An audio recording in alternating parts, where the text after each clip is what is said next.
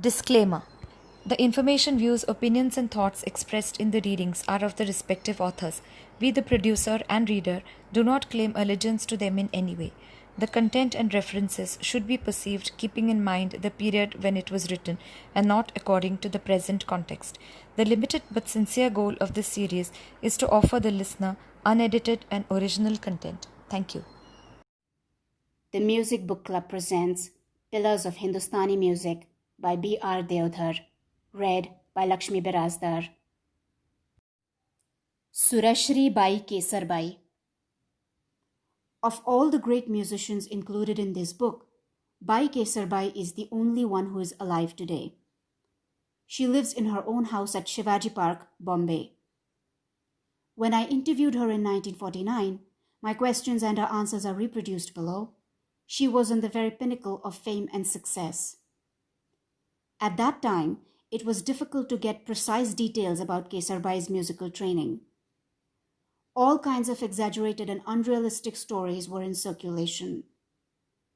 Someone told me with great assurance that she had been trained first by Abdul Karim Khan for 3 years. For another 3 years, she had received lessons from Bhaskar Bua Bakle, after which Vaze Bua taught her for 4 years. During the next 10 years, she was a disciple of Barkatullah, and finally, she was a disciple of Aladia Khan for 20 years. That makes a grand total of 40 years of musical instruction. Small wonder, then, that the lady should have become such a towering artist. Very few people were in a position to speak authoritatively on the subject of Kesarbai's training. A lot had been written on the subject, but much of it was either hearsay or pure speculation. After the release of her gramophone records, commentators were split into two: those who supported her without reservation and those who found fault with her recordings. Both sets of commentators agreed that Kesarbai was a vocalist of exceptional merit. The point under discussion was whether the ragas presented by her were scientifically sound. All this aroused my curiosity. I tried several times to get authoritative information from Kesarbai herself, but since she abhorred any kind of publicity, she avoided seeing me. Finally, my persistence bore fruit, and she sent for me and talked to me openly. I reproduce our interview verbatim. Professor Deodhar: From whom did you receive your first music lessons? Kesarbai: When I was about 8 years old, we happened to spend time at Kolhapur. While there, my father decided that I should learn music and take tuition from Khan Sahib Abdul Karim Khan. That was the first talim or lessons I received. Khan Sahib taught me for exactly 10 months. During that time, I was made to do scales and I was taught 2 bandishes, Bana Sari Ren and Sudhar Bana. But after that, the tuition came to an end because we moved to Goa. Professor Deodhar: But we heard that Khan Sahib had taught you for 3 years. Let me read out from Shuddha Sarang's book, Awazachi Dunya, or The World of Voice, page 53. Quote, She was once being tutored by the late Abdul Karim Khan. Khan Sahib had a divine voice, but you can see the least trace of Khan Sahib's melodious voice or his tonal purity in Kesarbai's voice. At least in the way she sang ragas Jivan Puri and Lalit, both favorite ragas of Khan Sahib, in her gramophone records, can you detect the slightest influence of Khan Sahib's music? Unquote. Kesarbai: During the 10 months when Khan Sahib taught me, I was an 8-year-old child, quite incapable of picking up Khan Sahib's gaiki. I cannot even remember now the 2 bandishes he taught me then. Let me tell you what happened subsequently. For nearly a year after we had moved to Goa, there was a complete break in music lessons. Pandit Vaze Bua used to spend part of the year at Lomgao in those days. As there were no other music teachers available in Goa, it was decided to send me to Vaze Bua for lessons. But Vaze Bua was a migratory bird. He would spend a few months at Lomgao and then set off on concert tours. But a friend of mine, Devi Kapileshwari, and I decided to do the best we could to learn from Vaze Bua. As soon as we heard about his arrival at Lomgao, we would go to him for lessons. When Bua decided to leave, our training would cease and we used to return to our hometown. This went on until I was about 13. Later, a zamindar from Bandod, Kudaikar Zamindar, invited Bua to Bandod for giving lessons to his daughter Dattibai, and Bua started spending some time at Bandod. Vaze Bua's Bandod stay was also intermittent. He was hardly ever there for a whole year. He would spend a few months there and again leave for concert tours. All the same, between my 13th and 16th year, I used to go to Bandod whenever Bua was there for tuition. Professor Deodhar, but that sort of discontinuous training, did it really do you any good? Kesarbai, I was greatly attracted to music, but there was no one to teach me properly. I had to pick up whatever I could from whomever I could find. There was no alternative.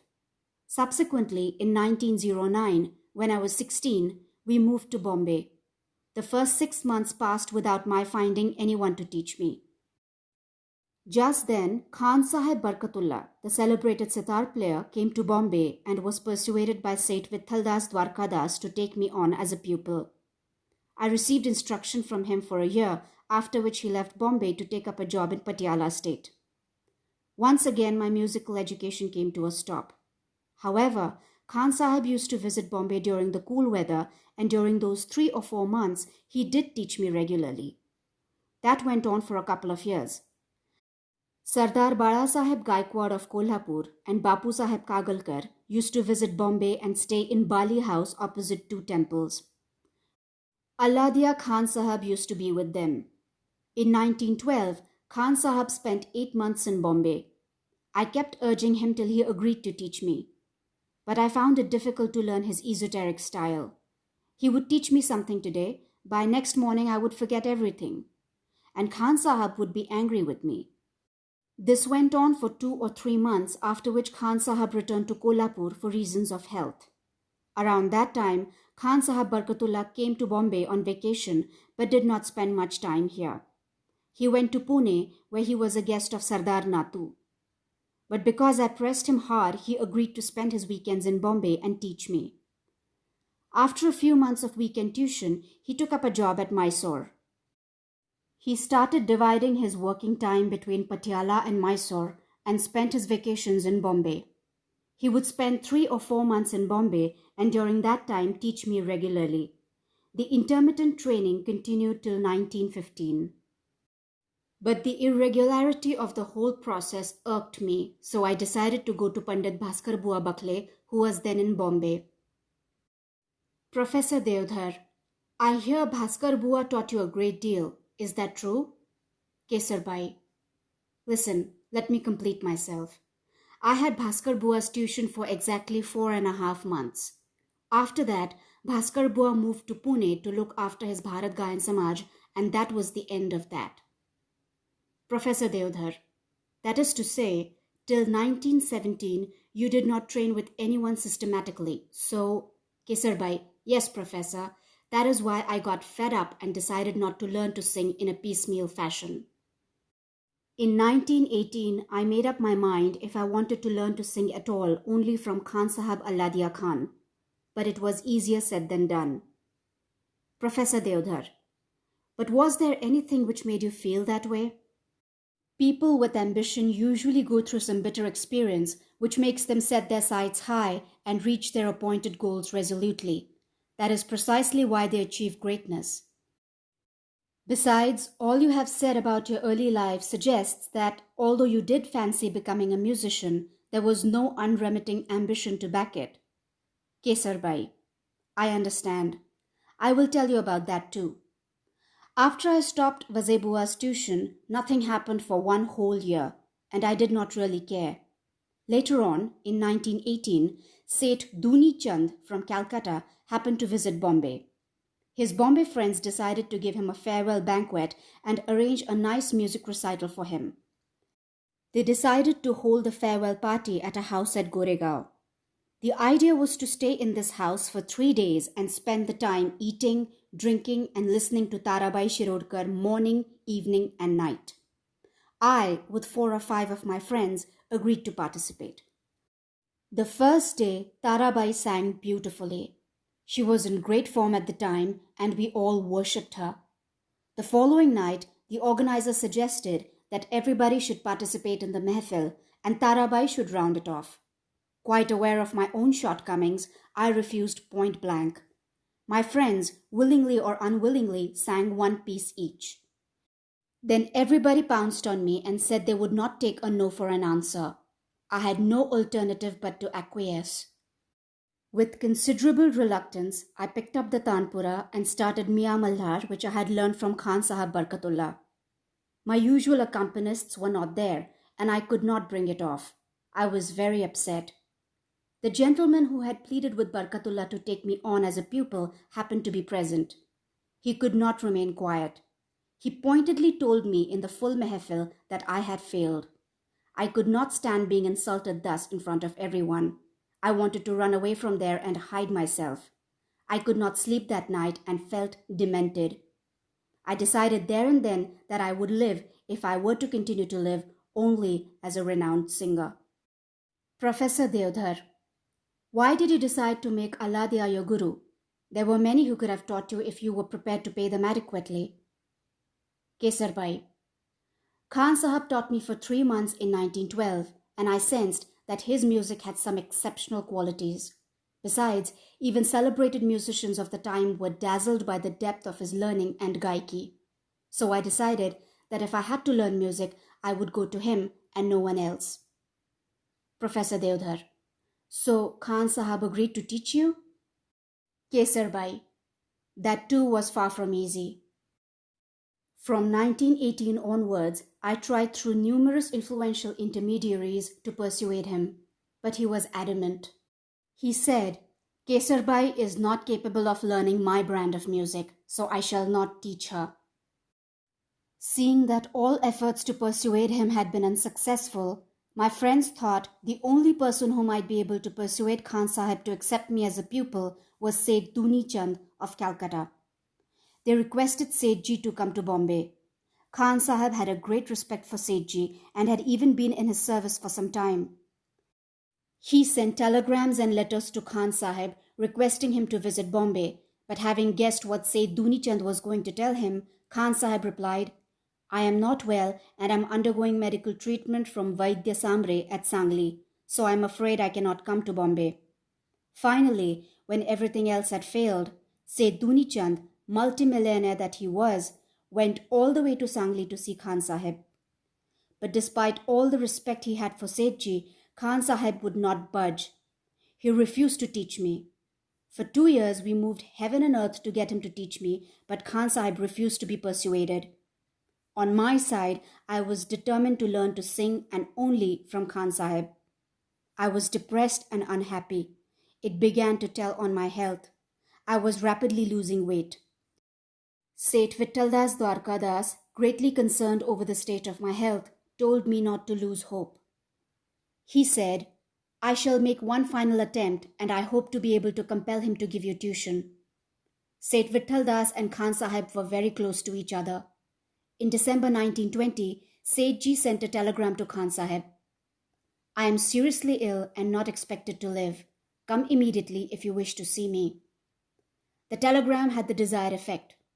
Khan Sahib arrived at Sethji's house on the 3rd day, only to find him in excellent health and spirits.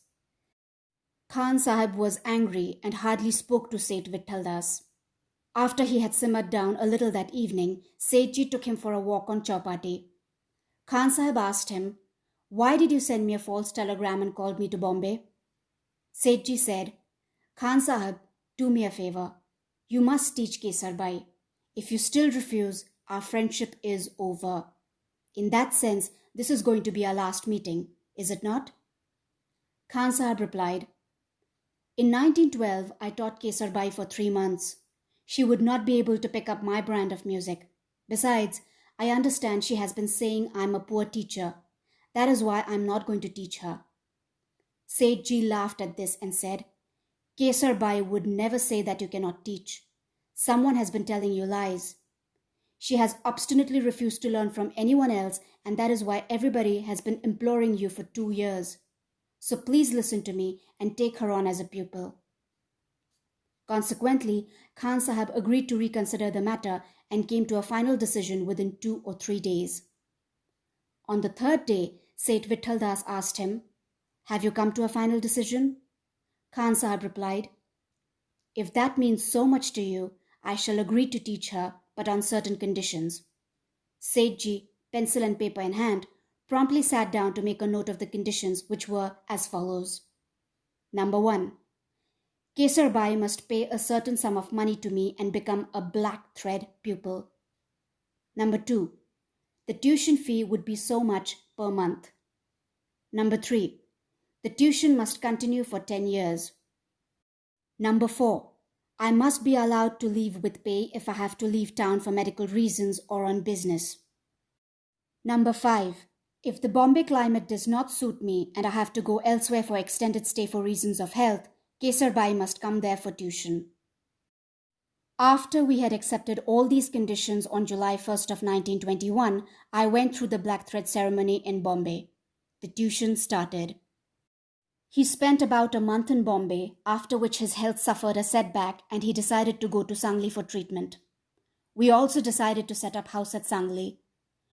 From February to the end of April, the music tuition ran smoothly, but I could not stand the Sangli heat.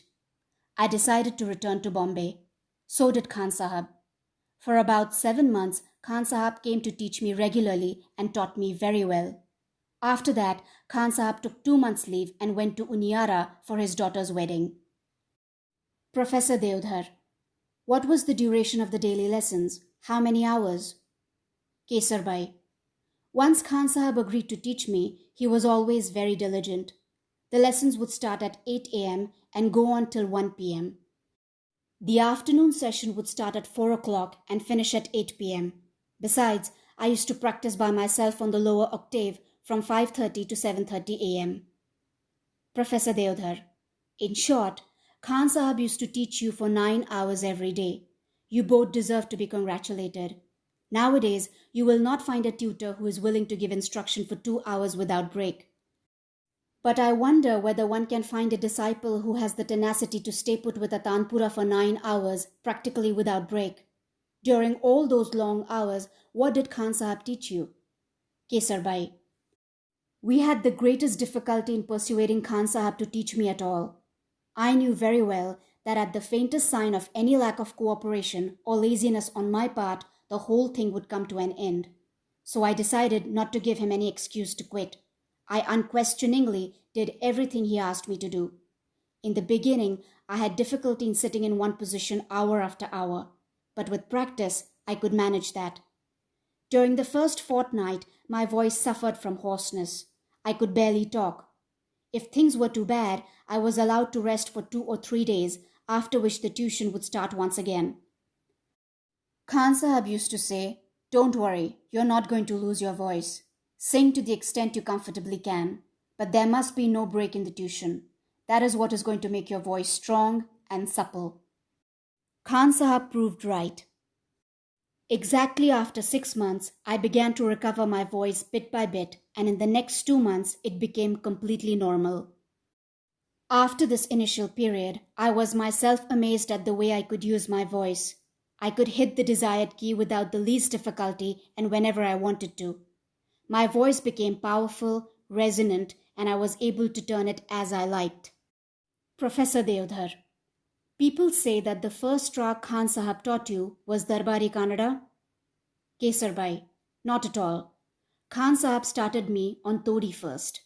He made me do all kinds of exercises in that rag. He would take a simple, straightforward ascending and descending scale and ask me to repeat it. I would do it hundreds of times. If Khan Sahab found any mistake, he would point it out.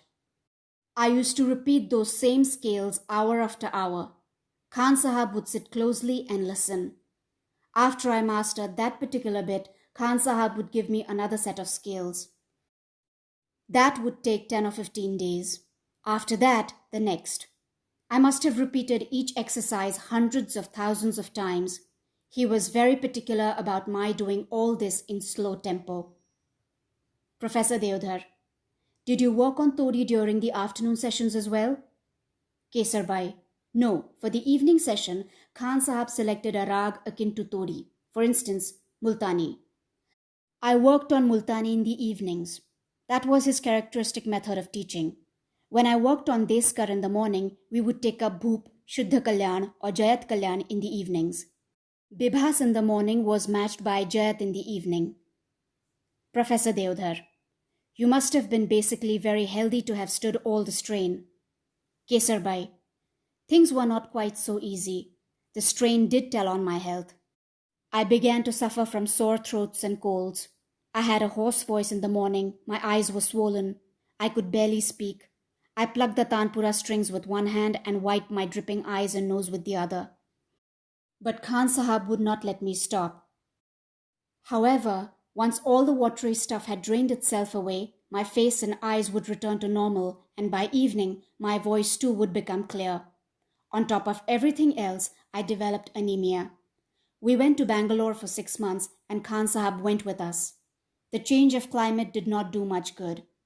Back in Bombay, I continued to be under medical treatment. The doctor came to my house for giving daily injections. When the syringe had been boiled and he was ready, I would keep the tanpura aside for a few minutes for the injection and start practicing once again. The music lessons went on in this manner for 8 years. Khan Sahab would take 2 or 3 months off every year and go out of town. I could rest then. Professor Deodhar: What happened next? Kesarbai: Khan Sahab accepted other tuitions. Consequently, he was not able to give me as much time as he used to. Chandabai and Mogubai started learning from him, so he started coming to me once a day, only in the mornings. This went on till 1935, except for a period of 1 year and 2 months, during which he travelled with Shankar Rao Sarnaik's theatrical company. Professor Deodhar: How much time, that is, how many months did it take Khan Sahib to teach you one rag? Kesarbai: There was no fixed rule. Khan Sahib on his part was always eager to teach me new ragas, but I was against it. Unless I was convinced that I had learned one rag to my satisfaction, I did not let him take up another. Sometimes he would get fed up with my stubbornness. When I called on him a few days before his death, he said, "Daughter, you did not empty my belly one little bit. I knew so many bandishes by heart. I would have been happy if you had taken some of them away, but you paid no attention." Professor Deodhar: But you sing so many uncommon ragas. Kesarbai: I took as much as I could assimilate. I did not get time even to practice what I had acquired. What was I going to do with notebooks filled with staves I was never going to use? Professor Deodhar: Your voice comes out clean and crystal clear, something worth imitating by every singer. And you have a lung capacity which even the most celebrated singers cannot match. What special methods did Khan Sahib adopt to train your voice? Kesarbai: No special methods were adopted for that. These things come naturally to you if you work diligently under the supervision of a competent teacher. Khan Sahib was very particular about the way I used my voice, full-throated, with full volume, and the vowel sound "ah" clearly produced. The scales were done repeatedly and in very slow tempo so that the taan was faultless. Each bandish was sung in very slow tempo, and because he insisted on my completing the entire cycle of note combinations before arriving at the same, I automatically learnt breath retention. Professor Deodhar: I wish to raise a somewhat delicate matter. Even now, I am not sure if it is right to ask, but it is up to you to answer or not. Kesarbai: Go right ahead and ask what you want. Professor Deodhar: I have great respect for Khan Sahib, but it was rumoured that he extracted money from you on some excuse or other on many occasions, festivals, weddings, someone is sick, because he taught you an important raga, etc., etc. As you know, many ustads or music teachers habitually do that. Kesarbai: In addition to the agreed monthly fee, ustads do demand bakshish, not only Muslim, but Hindu teachers too. I can speak from experience. But Alladia Khan Sahab must be regarded as an exception. Perhaps you thought of this because of the stringent conditions he had imposed. The conditions were, however, devised only to discourage me. But to his surprise, I readily accepted them, and he had no alternative but to give me tuition. And once the training started, he did not ask me for anything except the monthly fee. Professor Deodhar, I am amazed at the malicious rumors that get into circulation. Kesarbai, you have not heard me out.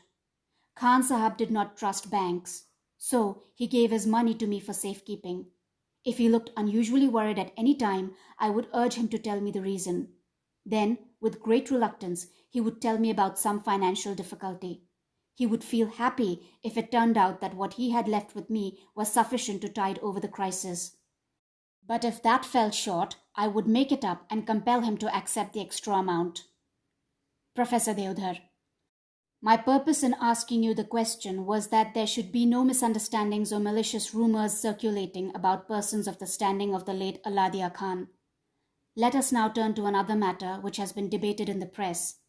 Nowadays, along with other subjects, a great many articles and reviews on musical matters have begun to appear in the daily press and magazines.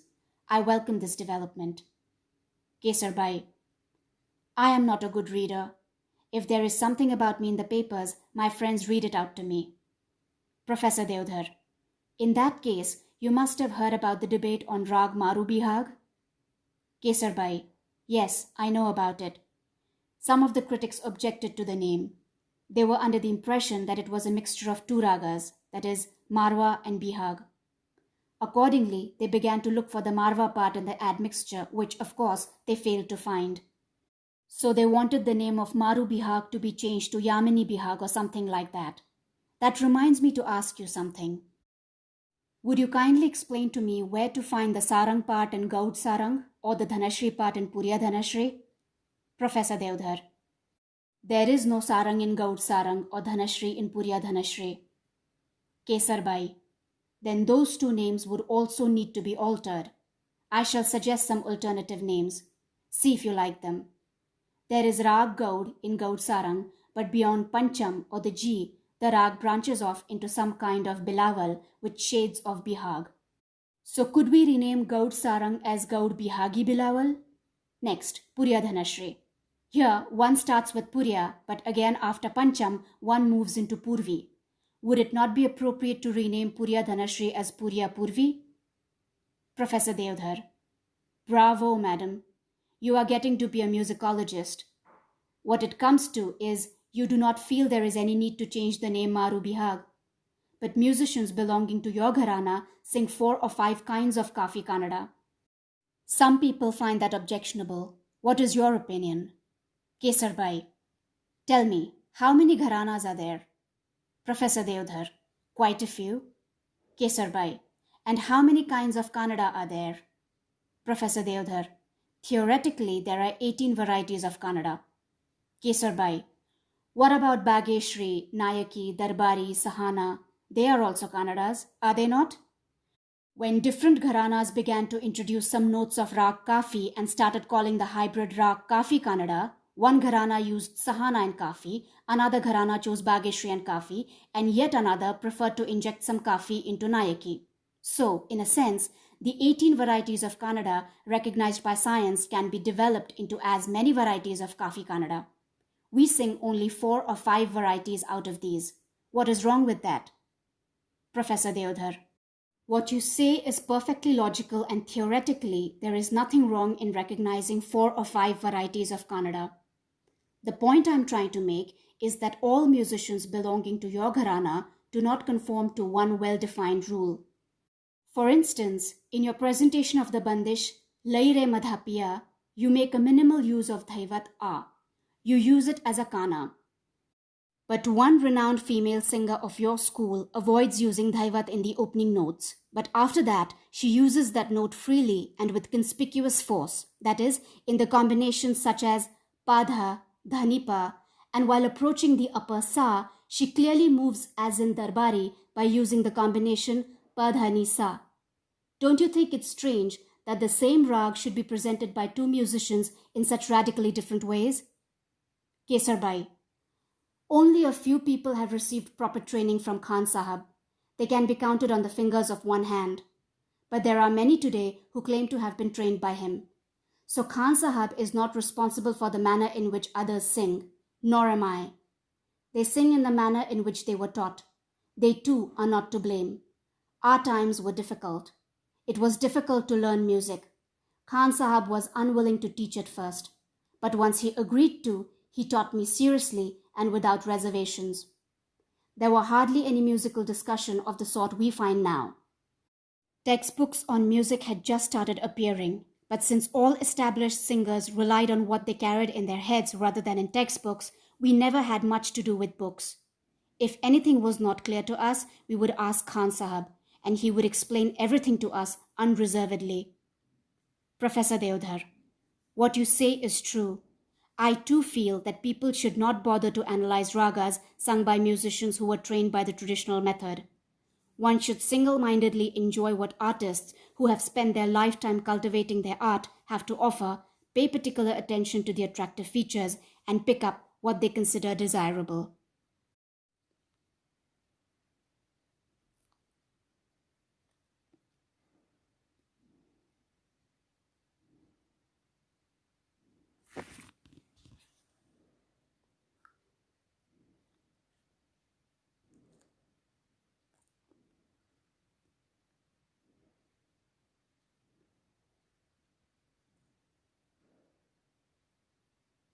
The foregoing interview took place in